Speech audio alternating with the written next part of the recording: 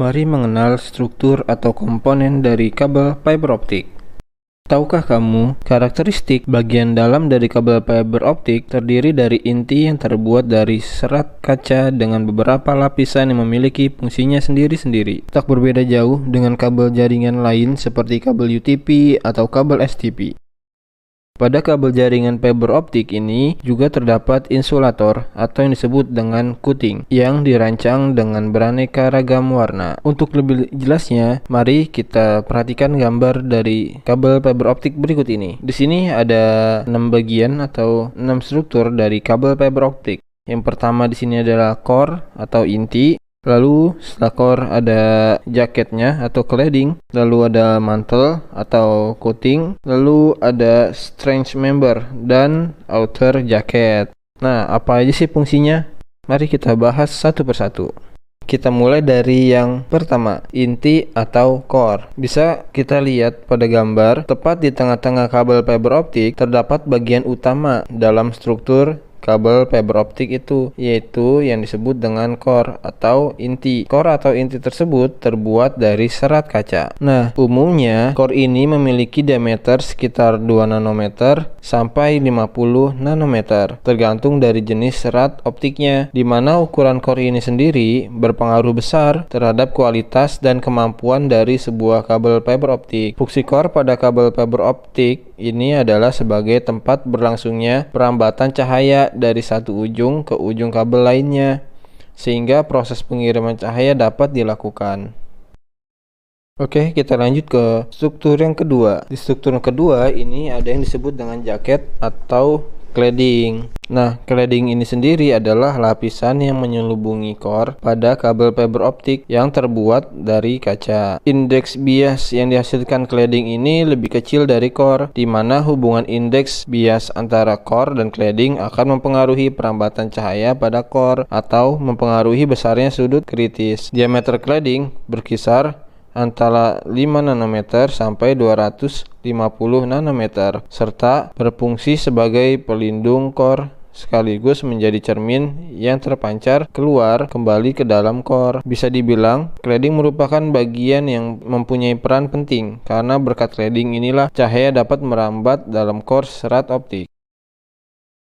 Nah, sekarang kita lanjut ke struktur yang ketiga. Di struktur yang ketiga ini ada yang disebut dengan mantle atau coating. Di bagian luar setelah cladding terdapat mantle atau coating yang pada umumnya terbuat dari bahan plastik. Jadi, jika core dan cladding terbuat dari kaca, si coating ini terbuat dari plastik. Nah, fungsi dari coating ini pada kabel fiber optik adalah sebagai pelindung mekanis yang menjagai serat optik dari kerusakan yang dapat terjadi karena lengkungan kabel atau gangguan luar lainnya seperti kelembapan. Jadi, coating ini berfungsi ketika jika kabel fiber optik ini melengkung, nah ini masih tetap bisa dijaga oleh coating agar tidak pecah serat kacanya. Nah, coating ini memiliki warna yang beragam untuk mempermudah dalam penyusunan urutan core. Nah, di struktur yang keempat, ini ada yang disebut dengan strange member dan di struktur yang kelima itu ada yang disebut dengan outer jacket. Nah, strange member atau material penguat dan outer jacket atau jaket luar merupakan lapisan terluar dari sebuah kabel fiber optik. Fungsi atau kegunaannya tentu saja sebagai pelindung yang menjaga kabel dari gangguan luar yang bisa menyebabkan kerusakan pada bagian core. Nah, itu aja kelima struktur dari komponen kabel fiber optik. Semoga bermanfaat dan menambah wawasan kita. Terima kasih.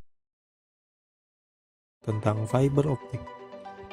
Dalam video ini akan kami jelaskan konsep dasar kabel fiber optik, struktur yang ada pada kabel fiber optik, sampai implementasinya pada fiber to the home. Fakta pertama yang umum diketahui bahwa fiber optik adalah media transmisi tercepat saat ini. Kedua, kecepatan download maupun upload mencapai 1 gigabit per second. Ketiga, alasan fiber optik sangat cepat adalah transmisi datanya menggunakan cahaya. Maka dari itu, fiber optik menjadi pilihan utama dalam backbone internet. Keuntungan lain selain kecepatan yang lebih tinggi, fiber optik memiliki jangkauan jarak transmisi lebih tinggi dibandingkan kabel transmisi tembaga seperti kabel koaksial maupun twisted pair. Hal itu disebabkan karena pada kabel tembaga data dikirim melalui sinyal listrik yang dapat dipengaruhi interferensi elektromagnetik saat bergerak. Tetapi karena pengiriman data pada fiber optik menggunakan cahaya melalui serat optik yang tipis, membuatnya tidak rentan terhadap gangguan. Maka dari itu, pastinya instalasi fiber optik lebih mahal daripada kabel transmisi tembaga. Fiber optik sangatlah tipis, diameternya sama dengan rambut manusia.